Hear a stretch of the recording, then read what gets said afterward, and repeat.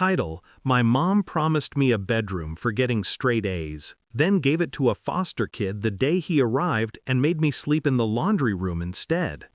When I stood there holding my report card, she said, "Foster children deserve a real space to heal." Start. She called me 50 times that night, the same woman who once told me space is for healing as she handed my new bedroom to a stranger. Her voice cracked in the voicemails. Words like misunderstanding, help, and "you're still my son" tangled between sobs. I didn't answer. I just sat there, phone face down on the table, watching the screen light up over and over. Each vibration felt like another echo of the past she thought I'd forgotten. I hadn't. I remember everything. The day she gave my room away, the house smelled like lemon cleaner and betrayal. She'd been promising me that room for years, the one with the window that caught the sunrise and the little alcove where I'd planned to put a desk. It was her way of saying, "I see you," after a childhood of being invisible. I earned straight A's. I thought it mattered. When I came home with my report card, she didn't even look up from smoothing the new sheets. His sheets, soft blue ones that matched the walls I'd helped her paint. "This is for Caleb," she said. "He needs a real space to heal." The foster kid was standing right behind her, hugging a garbage bag of clothes. He looked as nervous as I felt. I couldn't hate him, but I hated her. That night she pushed a cot into the laundry room, like she was filing me away with the linens. She kissed my forehead and said, "You'll understand when you're older." I do now. Too well. Growing up in that house was like living on mute. Every kid who came through was treated like a redemption project. I was the constant, the background noise. I learned early that silence was power. People fill silence with truth if you let them talk long enough. So I listened. Over the years, I watched her build her little empire, the saint of second chances. Donations poured in, grants, checks from smiling church ladies. Her social media was a parade of smiling foster kids and humble captions. Every child deserves a safe space. No one noticed the bruises behind closed doors. Not physical, emotional. Neglect wrapped in good intentions. She was careful, always careful, until she wasn't. The first crack appeared 5 years ago, at a reunion barbecue. Caleb was there, grown, awkward, scarred. He drank too much and said too much. "She used us," he slurred. "She only took kids with good backstories, the ones that got her more money." He laughed when I asked what he meant, then fell silent. "Check the papers," he whispered. "You'll see." I did. Public records, county audits. I found patterns. Overclaimed expenses, falsified receipts, even missing stipends that conveniently aligned with her home renovations.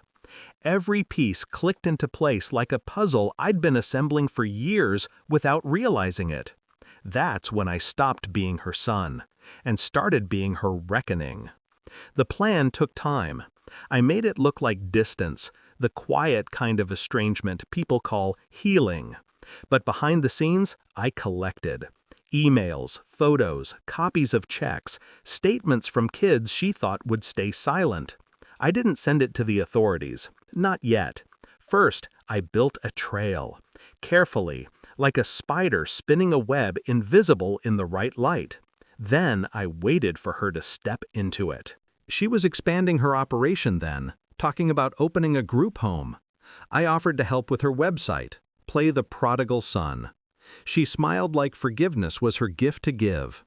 Every photo she sent me for the site, I kept. Metadata, timestamps, locations. Every grant proposal she forwarded, I archived. Her pride was my evidence. When it was ready, 12 years after that laundry room, I sent everything. To the county, to the donors, to the press. I didn't sign my name. I didn't need to. The story broke fast. Foster mother accused of financial misconduct. The photos that once made her a saint became proof of her deceit. Her license was suspended within a week. The investigation opened. That night, she called 50 times. When she realized I wouldn't answer, she texted, "You don't understand how hard it was. I did my best. Please, I need you." The irony almost made me laugh. I drove to the old house the next morning. The porch was still painted white, but the flowers were dead. The sign, "Welcome Home," hanging crooked. She opened the door before I could knock, eyes swollen, mascara bleeding down her face. "You did this," she whispered. "Didn't you?" I didn't answer. She started crying, the kind of cry that used to pull sympathy out of people. But not me, not anymore. "You think you're better than me?" she said. "I took care of you." I finally spoke. My voice was calm, too calm. "No," I said. "You took care of your image." She stepped closer, desperate, trembling. "I loved you." "Then you shouldn't have made me sleep beside the dryer," I said. Her breath caught. Just like that, recognition, regret, fear. I turned and left before she could say another word.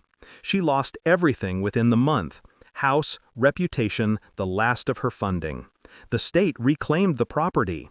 Her friends stopped calling. Sometimes I get messages from old foster kids, people she once paraded as trophies. They say, "Thank you," but I don't reply. This wasn't for them. This was for the boy who held a perfect report card while his mother looked through him. For every night the dryer hummed beside his bed, drowning out the sound of her laughter upstairs. I drove past the house last night. The windows were dark. The air smelled like dust and old rain. Through the cracked blinds, I saw the laundry room light still flickering, that same soft bulb that used to buzz over my head as I tried to sleep. Funny how things come full circle. She built her empire on broken children. Now she lives in the ruins of her own making. And me? I finally have space to breathe. Not a bedroom, not a home, something quieter. Justice.